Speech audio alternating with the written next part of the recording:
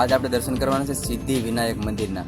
આ મંદિર અમદાવાદથી 25 કિલોમીટર જેટલું મહેમદાબાદમાં આવેલું છે અને આ મંદિરનું લિંક ડાયરેક્ટ જે બોમ્બેનું મંદિર છે ને સિદ્ધિ વિનાયક મંદિર એની સાથે જોડાયેલું છે. વિનાયક મંદિર અમદાવાદથી લગભગ 25 કિલોમીટર દૂર છે અને આપણે અત્યારે સિદ્ધિ વિનાયક મંદિર પહોંચી ગયા છીએ. આ સિદ્ધિ વિનાયક મંદિર છે. આપણે અંદર મંદિરમાં પણ દર્શન કરવા જાઉં. પહેલાં રોડ બતાવી દઉં. આ રોડને કાંઠે જ ઉતારે છે. જ્યારે આપણે અમદાવાદથી આવતા હોય ને ત્યારે આ રોડ આવે છે, અમદાવાદથી આવે છે અને આ રોડ જાય છે ને નડિયાદ બાજુ જાય છે અને હાવ એકદમ રોડને કાંઠે જ છે.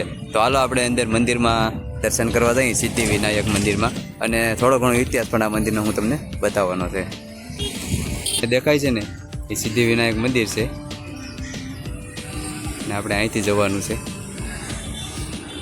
આ સિદ્ધિ વિનાયક મંદિરમાં અંદર પાર્કિંગ છે. અહીંથી જો વાહનો આવે જ છે ડેલા પાસેથી. અહીંયા તમારી 2 વ્હીલ 4 વ્હીલ બધું પાર્કિંગ થઈ જાય છે ને અહીંથી આપણે મંદિર તરફ જવાનો રસ્તો છે.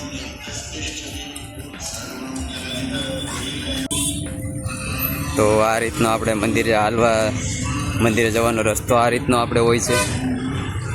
જ્યાં આખી આ દિવાલ કરી છે લોખંડની, એની અંદરની સાઈડ આપણે જવાનું હોય છે અને આવતા હોય લોકો બધા આ રીતના આવતા હોય છે. આવવાનો રસ્તો બહુ ખુલ્લો છે પણ જવા માટે ખાલી એટલો જ રસ્તો બેક છે. અને શું વ્યવસ્થા છે આપણે જોઈએ. પહેલાં તો બૂટ સંપલ અહીંયા કાઢવા જવાના છે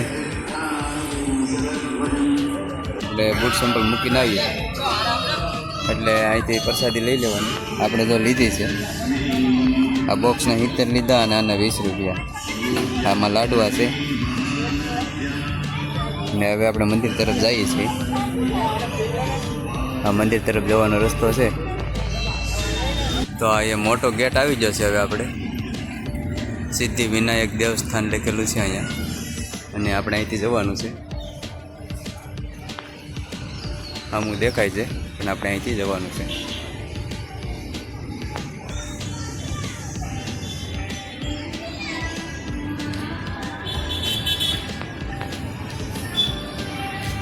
અને આ મંદિરનો આકાર છે ને બિલકુલ આપણે ગણપતિ બાપાની મૂર્તિ હોય ને એવો જ છે. એવો આ મંદિરને આકાર દેવામાં આવ્યો છે. જો તમે અહીંથી સેટેથી જોઈ શકો છો અને નજદીક જઈને પણ બતાવીશ. તો શરૂઆતમાં જ આપણને એક હાથી જોવા મળે છે, મૂર્તિ બનાવેલી. હજી આપણને અંદર ઘણું પાછળ આપણે ઉંદર જોવા મળે છે. નીચે હાલવાની પણ એક ચાદર પાથરેલી છે. એમાં તડકો હોય તો પગ ઢકતા નથી.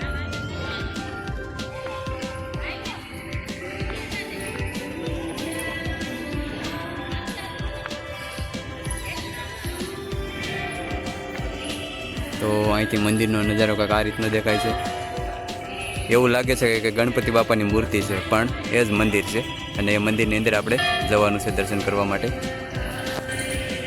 જ્યારે રસ્તામાં જતા હોય ત્યાં આપણને એક સુંદર મજાનું ગાર્ડન પણ જોવા મળે છે. જો આ રીતનું પણ અંદર જવાય એવું હોય એવું મને લાગતું નથી. ખાલી શો માટે બનાવેલું છે. હજી આપણે ઘણો રસ્તો પાર કરવાનો છે મંદિરે પહોંચવા માટે. બહુ સુંદર મંદિર બનાવેલું છે એટલે દર્શન કરવા અવશ્ય આવજો. આ મંદિર વિશે હું તમને થોડું ઘણું બતાવીશ.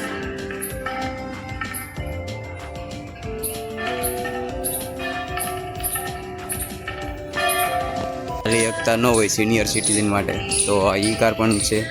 આમે તમે જોઈ શકો છો. મંદિરની હાવ પાસે આવી ગયા છે આપણે ને કંઈક આવડું મોટું મંદિર દેખાય છે. અહીંથી રસ્તો છે અંદર જવાનો.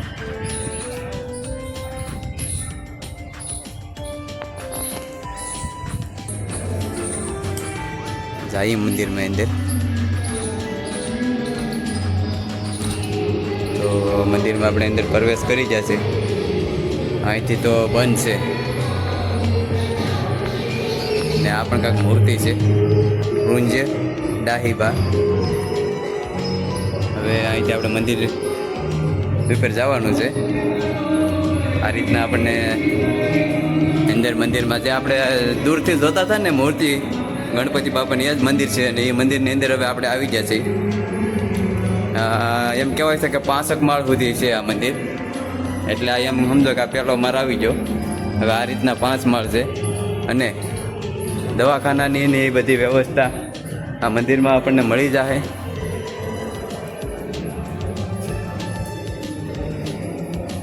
તો આ રીતના કંઈક દાદરા છે.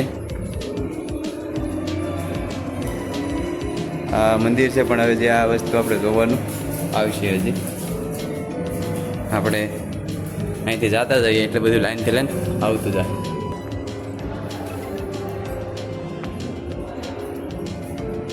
બહારનો નજારો કાંઈથી આવો દેખાય છે.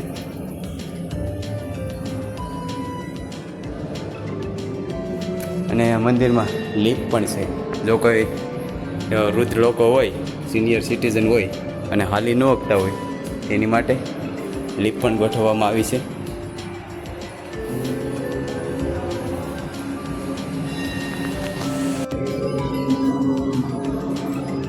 તો આપણે એકદમ મંદિર પાસે પહોંચી ગયા છીએ.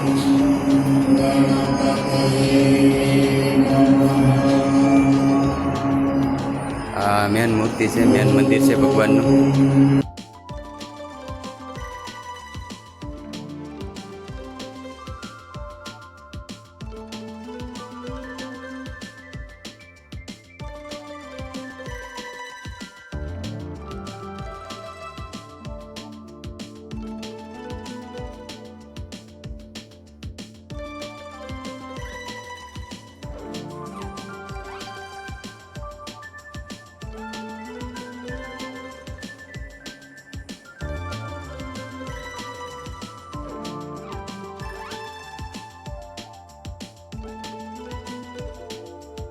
હવે આપણે દર્શન કરીને અહીંથી નીચે જવાનું છે.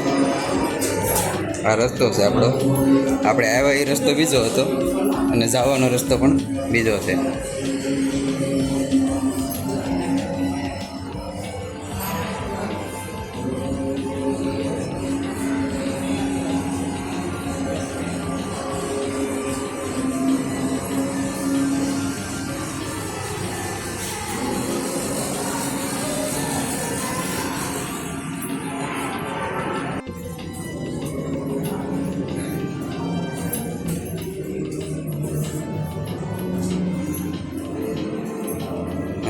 કેદારનાથ જલ અભિષેક પૂજન પણ થાય છે.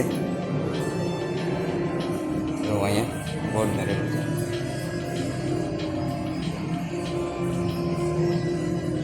શરણેશ્વર મહાશિવલિંગના દર્શન પણ આપણને કરવા મળશે.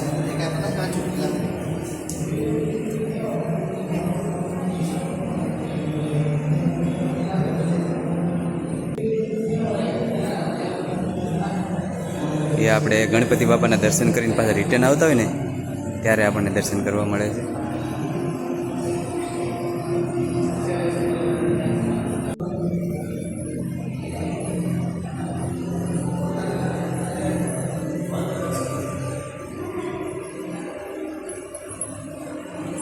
આ જગ્યાએ આપણને 12 જ્યોતિર્લિંગના પણ દર્શન થાય છે.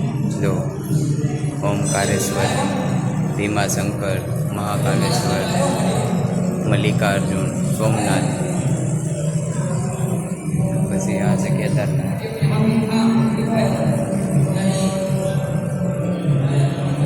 કાશી વિશ્વનાથ, પછી આ ધુણેશ્વર, રામેશ્વરમ, નાગેશ્વર અને તંબંકેશ્વર. 12 જ્યોતિર્લિંગના આપણને અહીંયા દર્શન કરવા મળે છે. હવે જવાનું છે નીચે. હજી આપણને જો કંઈ જોવા મળે તો આપણે તમને દર્શન જરૂર કરાવીશું.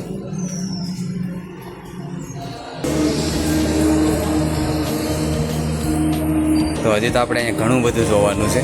જો સર્વેશ્વર મહાદેવના દર્શન કરવાના છે.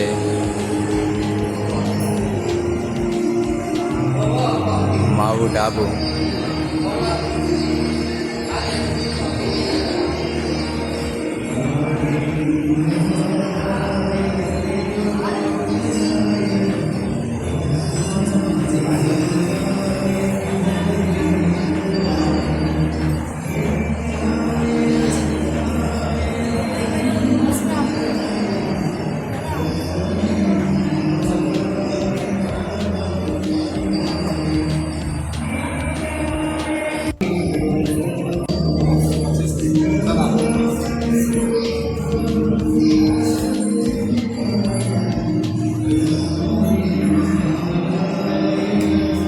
ઇન્ડોનેશિયામાં આવા ગણપતિ બાપા છે.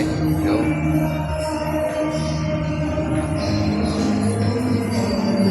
આ પછી નેપાળમાં શ્રી ગણેશ નેપાળ. આ થાઈલેન્ડમાં.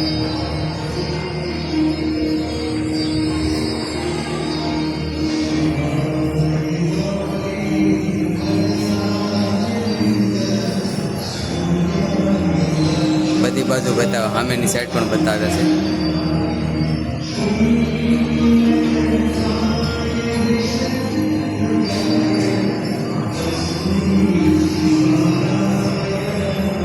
જ્યાં જ્યાં મંદિરો બહારના દેશમાં છે ને એ પણ આપણને અહીં બતાવવામાં આવે છે. જો આ શ્રીલંકામાં છે, પછી બાંગ્લાદેશમાં, આ કંબોડિયા. હવે દર્શન કરીએ સર્વેશ્વર મહાદેવના. તો અહીંયા આપણે સર્વેશ્વર મહાદેવના દર્શન થાય છે.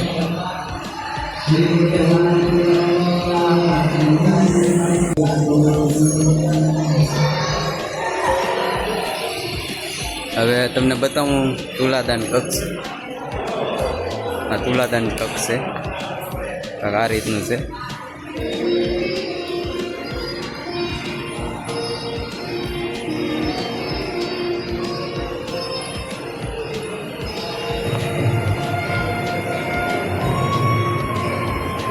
આ છે પદયાત્રિક કક્ષ અને અહીંયા બધું મળી જાય છે, દુકાનો, પ્રસાદીને એવું.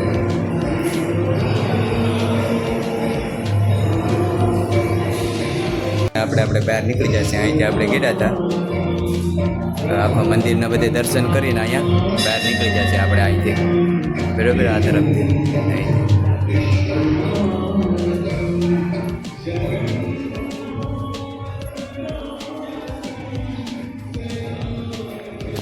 રેસ્ટોરન્ટ પણ બહુ મોટું બધું છે અહીંયા. જ્યારે આપણે દર્શન કરીને આવીએ ત્યારે આપણને રેસ્ટોરન્ટ પણ અહીં જોવા મળે છે. આ રીતનું છે, બહુ મોટું બધું રેસ્ટોરન્ટ છે. જો અને બાળકો માટે રમવાનું પણ, ગેમ ને એવું બધું પણ છે.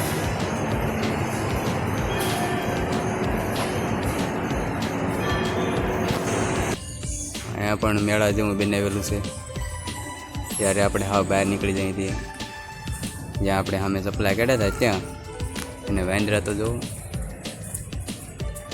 ઘણા બધા છે.